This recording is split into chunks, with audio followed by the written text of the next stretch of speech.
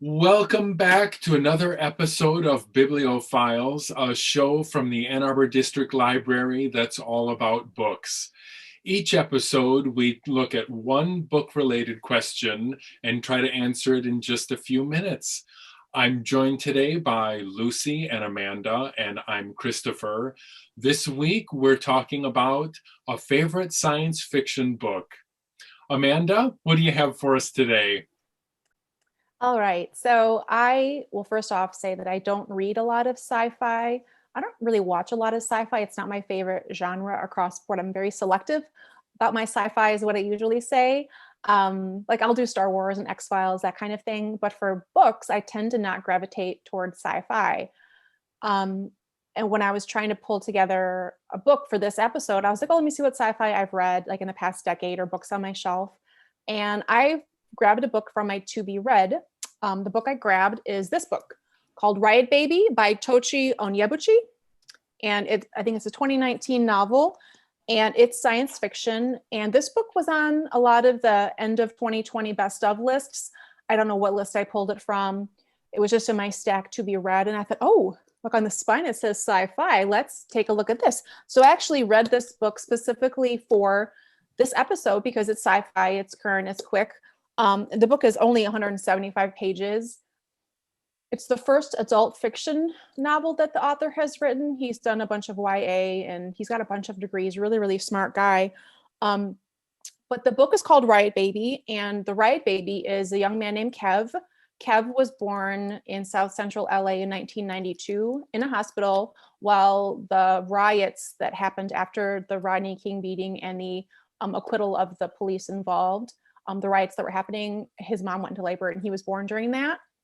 The book focuses on him and his older sister and his mother. Even in South Central LA, they were living in like an unsafe neighborhood, police brutality, racism, lots of like gang warfare happening. Then after he's born, they move across the country to Harlem and same kind of situation. There's gangs, unsafe neighborhood, police brutality, and then it's kind of hard to explain, but it's like Kev and his sister Ella and his mother. And it kind of goes through time and space a little bit. His sister Ella has something they call the Thing. And it's sort of like a power where she can destroy things with her mind if she gets too angry. And eventually she ends up like doing astral projection and like visiting her brother in other places. She can look at somebody and get into their head and see their future. She can see their past. Like even as a small child, she could look at somebody and say, oh, that kid's going to get shot in 10 years. Like she just had that ability. So you've got that going on. And then a lot of it is just about like the structural racism and growing up in these different communities. And then eventually like Kev gets incarcerated and it's his voice told through there. And throughout it, he's still talking to his sister and his mom. And it just kind of, it was sort of not difficult to read, but it was definitely harder to read. You didn't always know where you were or when you were, but it really didn't matter because the way the language is, it's so well written and the way the language comes together, it's just really nice. You're not stuck on like what's going on and who is talking and where are they. You don't get stuck on that because you just want to get the feeling and the rage from the words from these characters and their lives. It's sort of more like dystopian in a way. I don't even know if I would, it's not quite sci-fi, it's not quite fantasy, it's not quite dystopian. It's more like sort of like dreamy, if you can. It's sort of strange. But it was a very interesting book. I think if I didn't grab it 2 days ago to start reading for this episode, it probably would have sat on my stack a little bit longer. So again, I'm glad and I'm grateful for this show, again, like pushing me to read something I wouldn't have grabbed right away. Even though it was on my list, I was also super drawn to it because it was only 175 pages. So if you're up for it and you want a quick book that kind of goes into like the love and rage of a family growing up in these neighborhoods and what was going on, it does tie in more to like some of the other riots that have happened like across time, like the Detroit riots and some of the smaller things that were happening after every time like police were acquitted after like murdering a young Black man. So it kind of ties all that together in, again, this kind of ocean way. I don't know if I did the book justice in describing it, but anyways, Riot Baby by Tochi Onyebuchi. There you go. Lucy, what do you got? Is yours messier than mine? Oh, I have a page of notes because I do think that, like, I'm wondering if this is a hallmark of science fiction, is that part of it is because you're being transported somewhere. Usually, I don't know. Like, is it hard to typify or discuss? That book sounds really interesting, though. I'm gonna Yeah. I thought it was a different way to absorb that heavy topic. Yeah. So the book that I picked is called The Sparrow by Mary Doria Russell. Did you pick this book too, Christopher? I did. All right. Well, I'll share half of my notes. It happened again. I'm so excited for you guys right now. Okay, so here's the thing about The Sparrow, though. Like, I have made friends through this book because it's like this book, when I first read it, I found it to be just like, I don't know, it kind of blows your mind. And I've had discussions with people, and we talk about, like, what's one of your favorite books? And we'll say The Sparrow. And then, like, one of my really good friends from St. Louis, we became friends because of this book. But it was written in 1996 by Mary Doria Russell. It was her first book. She's actually an anthropologist. She got her PhD at the University of Michigan in anthropology, and she writes across genres. She doesn't usually just write science fiction. And it's the funny thing about it, looking back at it, it's set in the near future, but the near future when it was written was 2019. So, and it is about a Jesuit. Well, it starts with this Jesuit priest, Emilio Sanchez, and he's remembering back to this mission he took to another planet. And then you find out why they found out about this planet because this center in Puerto Rico heard music coming from another world, and they realized there was life somewhere else. So while the UN is debating what to do about reaching out to this other life, a group of Jesuits get together and they're like, we're going to take a mission to this planet. So they go to this planet, and that's definitely the sci-fi part, because it's like interplanetary travel.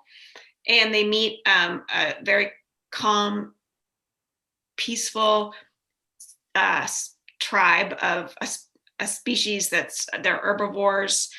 They speak a different language that Emilio Sanchez learns. And then he realizes when he learns their language that is not the group that sent the musical message. It's a different group on the planet who is not so peaceful. Well, they're the dominant group. They're carnivores. And so I won't say more than that because, it's about what happens with that. But basically, the book travels back and forth in time. And when we meet Emilio Sanchez, it's after his mission, he's experiencing this crisis, this moral crisis of faith.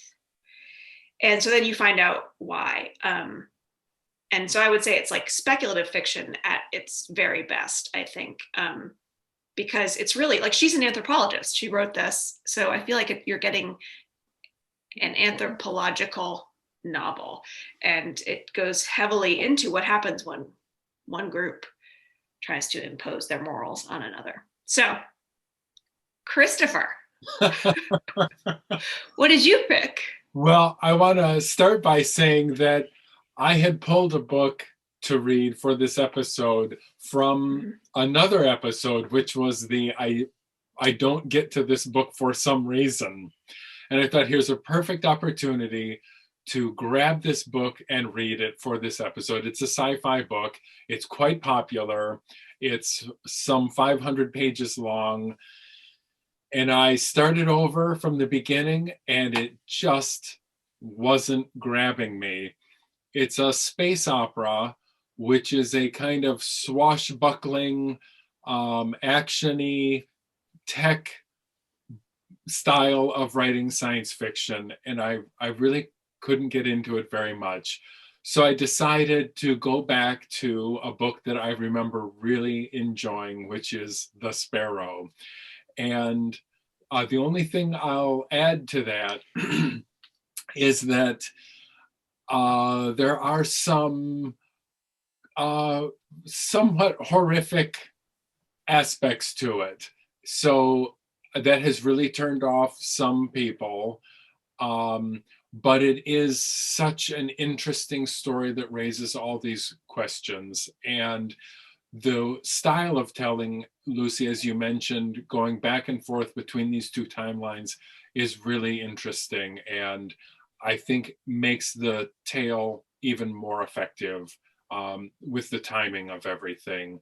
So it is a great book, and the fact that two of us have picked it, I think, also indicates that. Um, I was also just going to mention that science fiction is so broad. You know, Mhm. it covers all kinds of different subgenres, including, you know, the book that I had originally picked up that didn't grab me, to something like this. I even considered, what was the other book I was going to talk about today? It doesn't matter. But I do think, like, when I was going, I think I don't read very much science fiction, and then I went to pick a book for today, and I looked at a lot of the books I've read, and I'm like, well, that actually could be science fiction. So I do think you're right. Right. It's very broad. I remember the book, Station 11. Oh yeah, Okay, I thought yeah. about picking that too. So Right. You know, and I think we kind of denigrate science fiction Mhm. by thinking that Mhm. it's all this one kind of Star Warsy, right. action-packed, high-tech Mhm. thing, and it's so varied. Yeah, and I Yeah, and think I think. Oh, go ahead. I was just going to say that I think too, with the three of us have all said, "Oh, we don't read a lot of science fiction." And we're like, "Wait a minute, we actually have read some things." And I think just it does show like how broad it is. But I also think that there are so many novels that can be dubbed science fiction that are super accessible for people who don't quote unquote read science fiction. And I think the fact that you both picked the same title for today just goes to show that like I don't read a lot of sci-fi, but I mean that's a great nod for that book. I've never even heard of the book, and I'm super excited. If anybody's watching this at home, we don't tell each other what our choices are each week. And it's only happened one other time where two of us picked the same book. So that's why we do a little dance when it happened, because it's kind of fun. But it's also a great nod for that book. And I really appreciate the title being mentioned. That's really, I think that's a great, like, it's great, like, go sci-fi or whatever. Yeah, and actually, and this book is going to be adapted for TV Mm. by the writers of The Queen's Gambit. So the people who Ooh. adapted that book for TV are going to adapt this, and I will be interested to see how they turn this into a TV show and what, based on like what you included, Christopher, what they choose to show us. Right. So yeah. Well, if any of you have a favorite science fiction book that you'd like to share with us, we'd love to know what it is, and you can leave your notes in the comments below. What we have coming up next week is a book about Michigan. It could be about the environment or the history or someone from Michigan or anything else. So we're all excited about that, and we'll have another special guest. Until next time, see you later.